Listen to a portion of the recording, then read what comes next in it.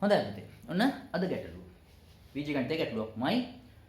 ඒකේ දීලා තියෙන්නේ 7 x ධන y ගේ වර්ගයේ බෙදුවොත් 7 x න y ගේ වර්ගයෙන් සමාන අයලු 343ට. එහෙමනම් අහනවා xy ගේ ගුණිතය මොකක්ද කියලා. 7 x ධන y ගේ වර්ගයේ බෙදීම 7 x ඍණ y ගේ වර්ගය. එතකොට මෙතන බල දර්ශකයේ හැටියට තියෙනෙත් වර්ගයක් ඈ. ටිකක් ලොකු ප්‍රකාශනයක්. සමාන අයලු 343ට. එහෙනම් අහනවා x ගේ y ගේ ගුණිතය කොච්චරද කියලා. හරි. එහෙනම් ඉස්සෙල්ලාම වීඩියෝ පෝස් කරන්න. පෝස් කරලා තනියම හදන්න උත්සාහ කරන්න. ඊට පස්සේ බලන්න වීඩියෝ ප්ලේ කරලා කොහොමද මම මේ ගැටලුවට විසඳුම ලබා ගන්න කියන එක. හරි. එහෙනම් හදන්න පටන් ගමු. එතකොට මේකේ කෙලින්ම අපිට ගන්න පුළුවන් වම් පැත්ත ගත්තොත් මොකද්ද තියෙන්නේ? ඊටාම සරලයි මේක. අර මේ ප්‍රකාශන වලින් පිම්බුණාට පස්සේ අපි පොඩ්ඩක් අතරමං වෙනවා ගැටලුව තුල. අන්න ඔය ප්‍රශ්නේ තියෙන්නේ. අන්න ඒවා අපි ගණන් හදලම හුරු වෙන්න ඕනේ. හරි. එතකොට පුතේ මට පේනවා වම් පැත්තේ පාද සමාන බල දෙකක බෙදීමක් තියෙන්නේ. එහෙනම් අපි දන්නවා පාද සමාන බල බෙදනකොට ඒ බලවල දර්ශක අඩු වෙනවා. එහෙනම් මෙන්න මේක මට ලියන්න පුළුවන් කොහොමද?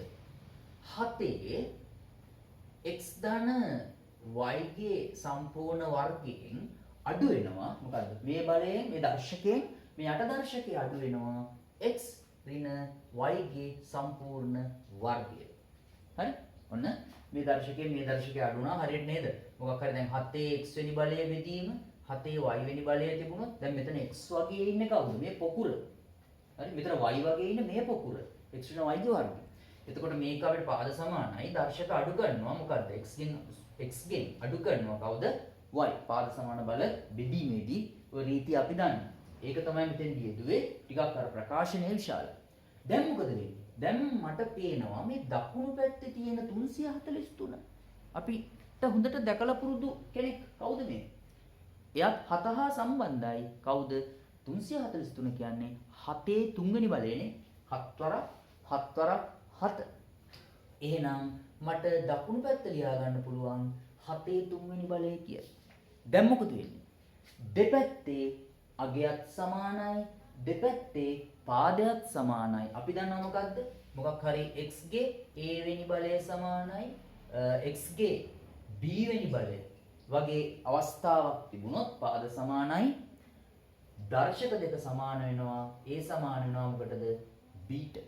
නේද? ආන්න ඔය ප්‍රත්‍යක්ෂ කාරණයක් නේ.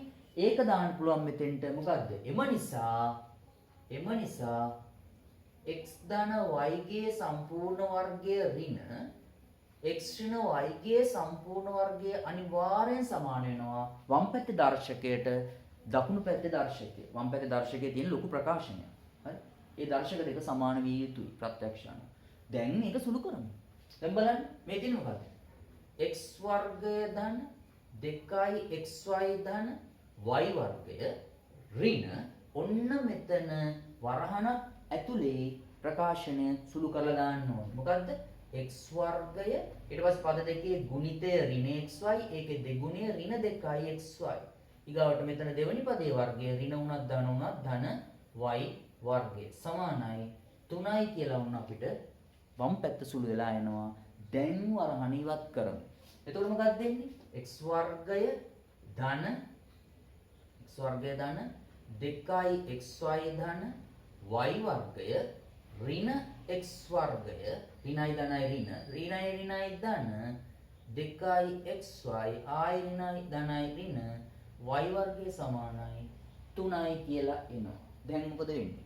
ධන x වර්ගයට ඍණ x වර්ගය ධන y වර්ගයට ඍණ y වර්ගය කැපිලා ගිහිල්ලා 2xy ධන 2xy කියලා එනවා. ඒ කියන්නේ මොකද්ද? 4xy සමානයි 3යි කියලා එනවා. දැන් දෙපැත්තම මොකද කරන්නේ? දැන් දෙපැත්තම අපි 4ෙන් බෙදමු. අන්න 4ට 4 යනවා. xy ගුණිතය සමානයි කියලා අපිට ලැබෙනවා කීයද? 4ෙන් 3යි කියලා. දෙකද? තාම පහසු ක්‍රමයක්. හැබැයි ගාන දැක්කහම පොඩ්ඩක් අපිට නේද ශක්තියක් එනවා. පොඩි අතරමං වීමක් වෙන්න බලනවා. හැබැයි එක නිරවුල්ව විසඳගත්තොත් අපිට තාම පහසුවෙන් උත්තරය ලබා ගන්න පුළුවන්. එහෙනම් ඒ ගැටලුවත් හොඳින් අධ්‍යයනය කරන්න. ඒ වගේම channel එක subscribe කරන්න.